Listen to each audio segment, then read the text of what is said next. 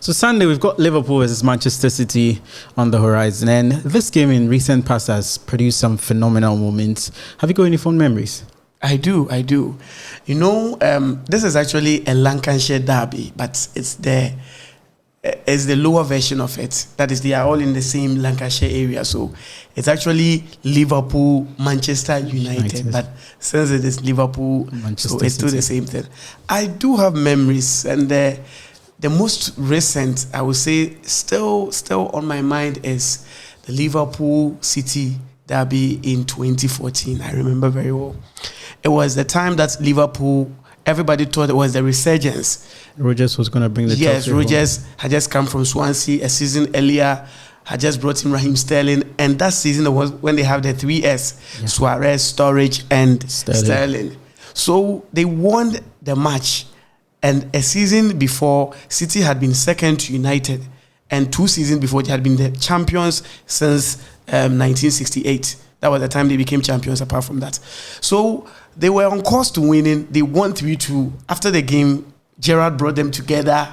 They didn't want them to celebrate, wanted to bring the vibe because he realized that he was just nearing his end. After the game, the next match was against Chelsea. And they just needed to draw. Just avoid defeat. Then they met almighty Jose Mourinho. The Gerrard slip, the infamous game that had the Gerrard slip in there. Yes, you know, that was actually the time Torres had the chance to score against Liverpool. The first, he decided not to. He passed the ball to Willian. I remember very well. Then they lost. So it was still all not lost. They had Crystal Palace just win, and you've just wrapped the title. First half, they went on, they scored 3-0. So I remember very well, I was watching it on campus. I just decided not to even watch the match anymore.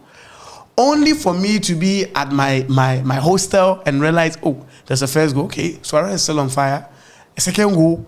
And I was expecting Brendan Rodgers, as experienced as he was, just defend.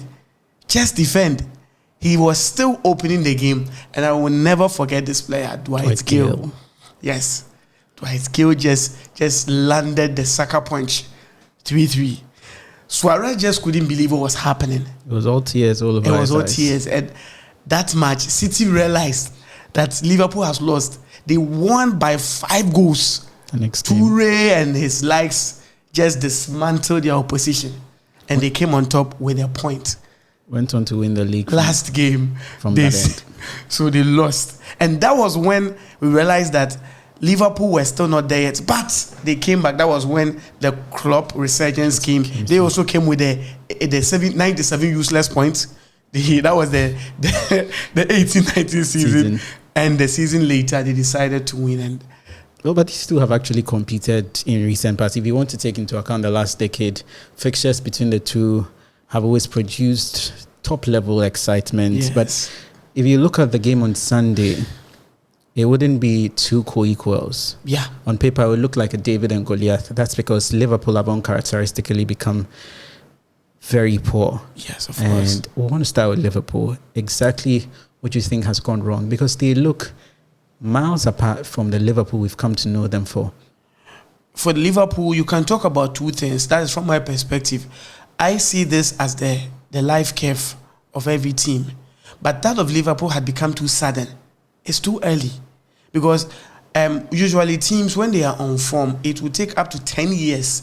You can take the case of Juventus. You can talk of Manchester United, Real Madrid. Barcelona started from 2006. They went down 7-8. They came from 9-10 level to 15. So you can just excuse them for about 2 years. You talk of Chelsea. For Chelsea, they are perennial.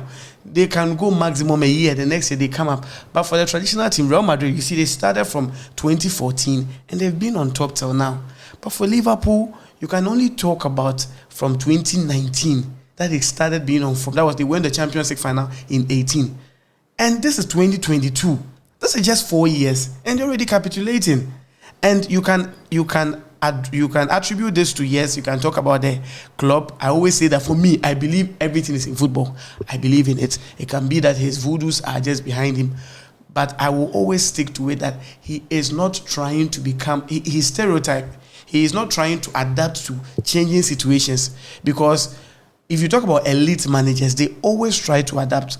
I'll always bring Ferguson, Mourinho, and Guardiola because these are the standard. You can talk about Ancelotti. Ferguson, there were errors that he used 4-4-2. When he had Cristiano Ronaldo, he was playing 4-3-3. When he had Van Persie, he was playing 4-2-3-1. Guardiola, when he had only attacking midfielders last season, he was overloading you with attacking midfielders. But now, you see, yesterday they played without Haaland. They couldn't score. They played with a target man. But even in talk of Mourinho, there are times he plays a double pivot. When he went to Real Madrid, he was playing 4-3-3. But for Klopp, he's been playing the pressing game with his midfielders doing the destroying work and his fullbacks doing the creative play. And his number 9 is a false number 9 who holds up play. And his wingers are now inverted strikers and they give the goals. But this is the case. You don't have a Wijnaldum. You have an aging Henderson. You have a Fabinho who is out of form. You have a Thiago who is now trying to adapt to the system. You have a Trent who has now been exposed because of his defensive frailties, and you don't have a Wijnaldum who will be there to cover up. All the points is clearly show Liverpool and the plot script, the Klopp script, has actually been found out. He's given up on the title race already. If you were to be him, would you also accept or concede defeat? He should even be giving up on the Champions League spot. Really? Of course, because it's just 9 games into the season. I told you that Champions League is nobody's bet right in the Premier League. Nobody's bet right. It used to be United's bet right consistently. Even Arsenal, they were consistent for over 17 years. It's not their bet right anymore. It's nobody's bet right. Chelsea has played Europa. United has played Europa. Only City is recently being guaranteed the bet right of Champions League. Save them. Every other team has played Europa in either the past 2 or 3 years. So it's not their bet right. After all, they were in the wilderness for years. They only came. They couldn't sustain that. So he should not even be talking about giving up on the league. They should be talking about playing in Europe. Because who is slowing down? Who is slowing down? City are on top form. Look at Arsenal now. United is trying to put their pieces together. Look at Tottenham. They have a coach who has the mindset of winning. You have a Newcastle. Nobody's talking about them. They are just starting like how Chelsea started. You see? For you feel with Liverpool, it's almost dead and done when it comes to Champions League. You don't see this German trying to change things. And if you fail to change or you fail to put things together, then you're accepting failure in the play because it's in quotes. Only a fool who will decide to do the same thing over and over and accept that there will be changes. But Sunday, City have not been stopping. They look like they won't stop now. Yesterday was an odd result, by the way, because it was the first time a team has held them and prevented them from scoring. You look at this Manchester City team, it's obvious we can, off the top of our head, guarantee that Erling Haaland will start on Sunday because he was given the rest. Of course. For the Champions League game. You look at this Liverpool defense that has been leaky. How do you feel or how do you think they should deal with the threat of Erling Haaland, coupled with the fact that he will be possibly receiving support from either of Grealish and Foden or Bernardo Silva, De Bruyne? How does this City attacking machinery, or how do Liverpool stop this City attacking machinery? Now you are somebody who is into betting. Now we don't bet. Now the betting should be Haaland not to score. Then we rather increase it, not Haaland to score. So if there is a betting like Haaland not to score, I'm sure there ought to be much, because since the first game that we all said that it was a fake Haaland that was bought, every single game that he's played in, either he assists. It was just a game that he assisted. Yeah. Every that was single Ben was the only Premier League team. Every single game he scored. What are the odds here? It's like 99.9. So for Haaland to score, and like I said, Guardiola has now set his team such that without Haaland, the goals will, or the influx of the goals would not be that sporadic as when Haaland will be there. So for Haaland to score, it wouldn't be news. How do they deal with this threat? How do they minimize it? Because clearly we accept that he's unstoppable or he can't be stopped. But how do Liverpool minimize the threat that he poses? You manage it like you are treating cancer. Cancer is not curable. You only treat it. They choose chemo or maybe something. So the only thing is that they shouldn't play with the mindset that they can go boot for boot like last season. No, it's not going to happen. Because with what I've seen in Van Dijk, if Van Dijk cannot handle Martinelli, Van Dijk and Trent, if they cannot handle Rashford, Sancho, and they are bringing all the arsenals of, because for the midfield it's already won. Liverpool have no creativity, absolutely no creativity in the midfield. I told you last week that when we were talking about the same thing, that Thiago cannot defend. That was why he gave the penalty out. So you have a De Bruyne and you have a Haaland there.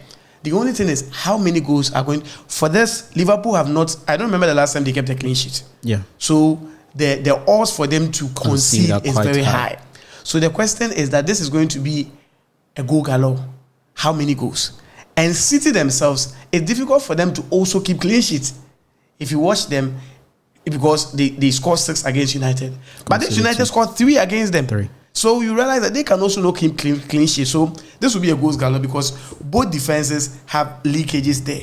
So it has to be for the attackers. Salah is not scoring. I told you it is down to Andy Robertson, because Andy Robertson comes from the left. He either cuts in, he either crosses or cuts in, gives it to Salah, and Salah scores. Alexander-Arnold has not been given a chance to go out. So who gives the pass? Salah is not scoring. Firmino is now the main man who is scoring. Diaz is out. Even Alexander-Arnold himself is not playing. He also has an injury. So who now fits in for him? Is it Gomez? So this Sunday, if Liverpool come up with a 2-0 deficit, it's a miracle. It will be a miracle. It will be a miracle. But there's been quite an interesting dynamic about City and then Liverpool. Now, quite ironically, Liverpool are ranked in the bottom 3 when it comes to performances in the first half this season in the Premier League. On the other end, City are ranked in the top 3 when it comes to performances in the first half. City have always had the fast starts. Liverpool have been somewhat on the losing end of most games in the first half. Given these two scenarios and how they shape up to this game, Liverpool have not won a game in which they have conceded the first goal this season. Mm-hmm. Is that enough to suggest that if City stamp the authority like they did against United, if they get the goals flowing, it will be disaster for Liverpool?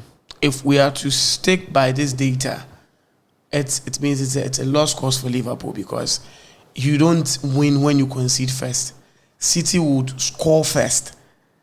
That is what the data says, because usually they score first. And even when you score against them, they will still overturn or they will try to draw. There are instances that they've lost 2-0 in the first half against Newcastle. They still came back and it became a draw. That's the only game actually they've been behind all season. So it means that the odds of them scoring first is very, very high. And this is a Liverpool that can hardly overturn. So with this, if Liverpool is to lose in the first, it will be difficult, because if you had a Trent, he might pose a threat, because Cancelo, who is also with Trent, likes going for it, but at least he is a bit better when he's defending. So I see the game being lost in the first half. For the midfield, it will be lost in the midfield, because Liverpool's midfield cannot contain Bernardo Silva, Rodri, Ike Gundogan, and Kevin De Bruyne. They cannot contain them. And Jack Grealish being on Tsimikas is going to, or being on Trent or Joe Gomez or whoever is going to be there, and Foden is on fire.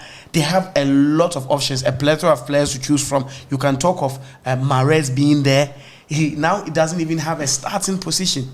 He's not there. So you don't even know who is going to even start. Bernardo Silva, I didn't even talk about him. So for them to be able to contain them in the midfield, for the defense, both of them have defensive frailty. So I wouldn't talk about the defense. They have 2 world-class goalkeepers. And I think Tite should reconsider who should be the number 1. Because both, if you're talking about being good on the field, they are both good at it.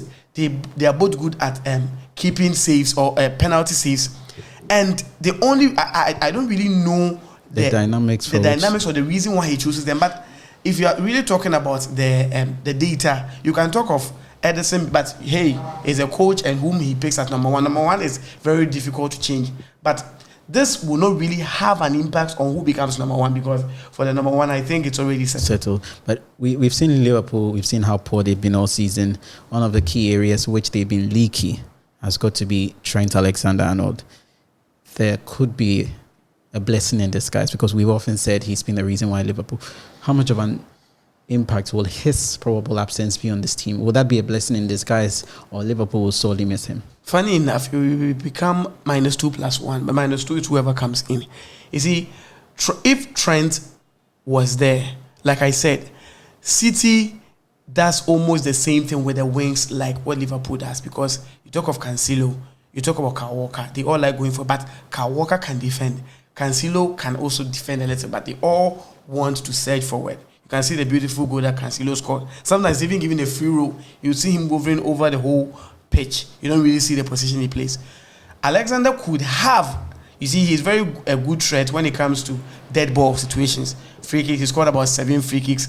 If you talk about delivering corners and crosses, and crosses, he could. But who comes in? Whoever comes in may add a bit of a defensive. Yes, but which player will do it better? You tell me. Now you can talk about Joe Gomez. Joe Gomez is not a mini Baresi or a mini Maldini. He's just a little defensive upgrade on Trent with virtually no attacking addition to it. So Trent going off is not really. And the funny thing is that I don't think Klopp would change the system. Whoever comes in will still have to do what Trent does. And I don't really see any difference. The only thing is that the system gets to be changed. I am always going for the fact that Trent be made a winger and a proper number 2 is brought into the fold, so that whether he plays or he plays a 3-4-3. So if you play a 3-4-3, you know you have 3 defenders, so that Trent goes forward and comes back like Achraf Hakimi does. The funny thing is that Achraf Hakimi is just like Trent, but nobody talks about him because PSG plays a 3-back. So when he goes, he knows that there is a cover for him. But with Liverpool, they are playing a 2-back. So when he goes, he's very exposed. So there wouldn't be so much of a... Quickly, prediction. Sunday, who wins this one? 3-0. 3-0. Yeah, in favor of City. I'm going to go for City first half win. That ultimately tells you Liverpool will lose, because Liverpool haven't won a game since they have in which they have considered the first goal all throughout this season. This is Sports 101 shooting live from Red Mango Apartment in Takra, the western region of Ghana. And remember to subscribe, like, drop your comment, send us your predictions as well. Do you think Manchester City will go on and run riot? Will there be another 6? Or you still think Liverpool could cause an upset?